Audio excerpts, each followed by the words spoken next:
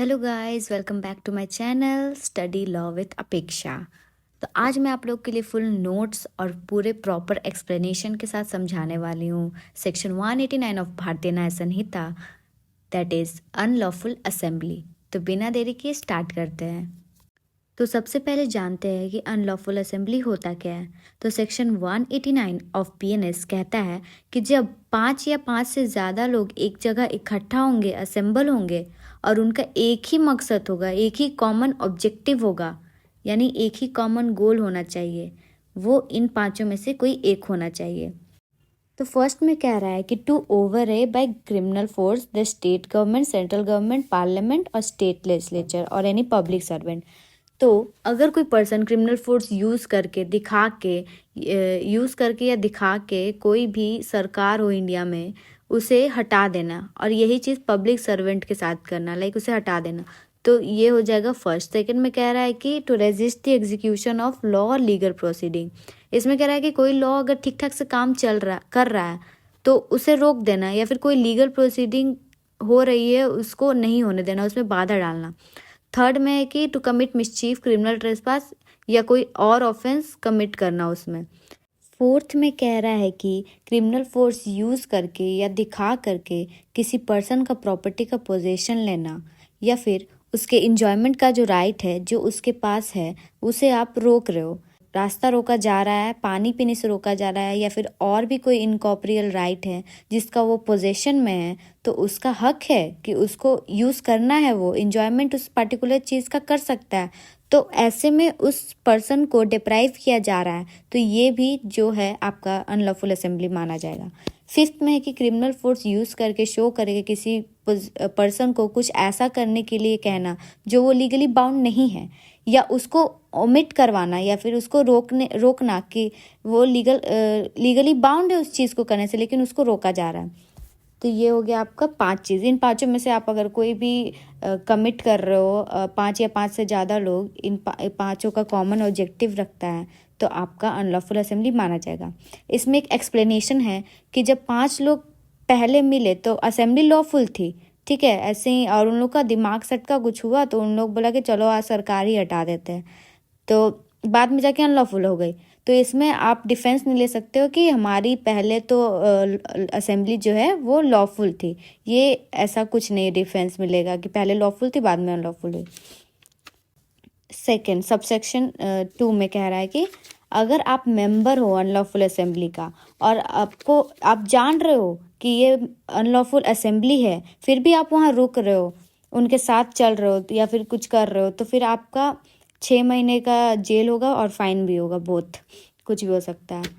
और सबसेक्शन 3 कह रहा है कि अगर पुलिस ने कह दिया है, फिर पब्लिक सर्वेंट ने कह दिया कि डिस्पर्स यानी अलग हो जाओ, भीड़ हटाओ, और आप फिर भी वहाँ रुक रहे हो, जब और लॉ बोल दिया कि डिस्पर्स हो जाओ फिर भी आप रुक रहे हो, तो 2 ईयर्स की जेल होगी और फाइन भी होगी। फोर्थ में सबसेक्शन 4 में कह रहा है कि अगर आप उस अनलॉफुल असेंबली में कोई डेडली वेपन लेके जा रहे हो जिससे किसी की मौत कारित हो सकती है और लाइकली टू कॉज डेथ भी हो सकता है किसी का अगर उस वेपन से, तो आपको 2 साल की सजा या फिर फाइन हो सकती है। सबसेक्शन 5 ये कहता है कि अगर if a person knowingly, person जानबूझ के ज्वाइन करता है, कंटिन्यू करता है वो ऐसे अनलॉफुल असेंबली जो likely to cause disturbance of public peace, जो पब्लिक पीस को डिस्टर्ब करने वाली है, लाइकली टू कॉज, ठीक है। और फिर अगर लॉफुली कमांड भी किया जा चुका है कि डिस्पर्स हो जाओ, भीड़ हटाओ, फिर भी आप ज्वाइन कर रहे हो, कंटिन्यू कर रहे हो, तो आपको 6 मंथ की सज़ा और फाइन होगी, और दोनों हो सकती है। अब इसके बाद एक एक्सप्लेनेशन है। If the assembly is already unlawful under subsection 1, मतलब अनलॉफुल असेंबली जो है सबसेक्शन 1 के अंदर, तो फिर उसको पनिशमेंट मिलेगी सबसेक्शन 3 वाला, जो सबसेक्शन 3 में था ना, 2 ईयर्स जेल और फाइन था, और बोथ, तो वो मिलेगी। सबसेक्शन 6 कह रहा है कि कोई भी इंसान किसी पर्सन को हायर कर रहा है, इंगेज कर रहा है, प्रमोट कर रहा है या इनकरेज कर रहा है उस अनलॉफुल असेंबली का मेंबर बनने के लिए, ज्वाइन करने के लिए, तो he shall be also be punishable as a member of such unlawful assembly, or and also for any offense committed by any such person in pursuance of that hiring or engagement। कोई भी offence commit हो रहा है उस दौरान, hiring और engagement के दौरान, तो वो भी पनिशेबल है unlawful assembly, as a member of unlawful assembly. 7th में कह रहा है कि हार्बरिंग मेंबर, मतलब ये अगर आप किसी अनलॉफुल असेंबली के मेंबर को अपने घर पे रख रहे हो और जान रहे हो कि ये आगे जाके पार्ट बनेगा अनलॉफुल असेंबली का, फिर भी आप उसे रख रहे हो, एड कर रहे हो, हेल्प कर रहे हो किसी भी चीज़ में, तो आपको 6 मंथ की जेल या फाइन हो सकती है।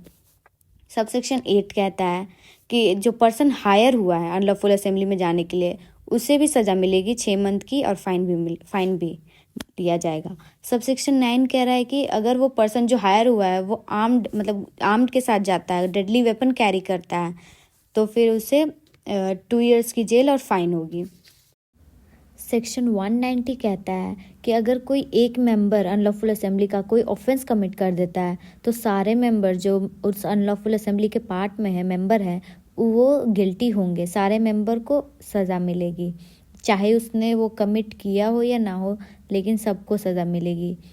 एग्जाम्पल समझिए, 5 मेंबर हैं अनलॉफुल असेंबली में, एक राइवल ग्रुप को अटैक करने गए, उसमें से एक मेंबर ने एक आदमी को मार दिया, ठीक है, तो ऑल 5 मेंबर जो थे अनलॉफुल असेंबली का पार्ट, वो सारे गिल्टी होंगे ऑफ मर्डर। तो गाइस आज के लिए बस इतना ही, मिलते हैं नेक्स्ट वीडियो में। अगर आपको वीडियो पसंद आया हो तो लाइक और सब्सक्राइब ज़रूर करना, और प्लीज़ बेल आइकन दबा देना, नोटिफिकेशन अलाउ रखना, ताकि नेक्स्ट वीडियो में जब मैं अपलोड करूं तो आपके पास नोटिफिकेशन चला जाए। Thank you.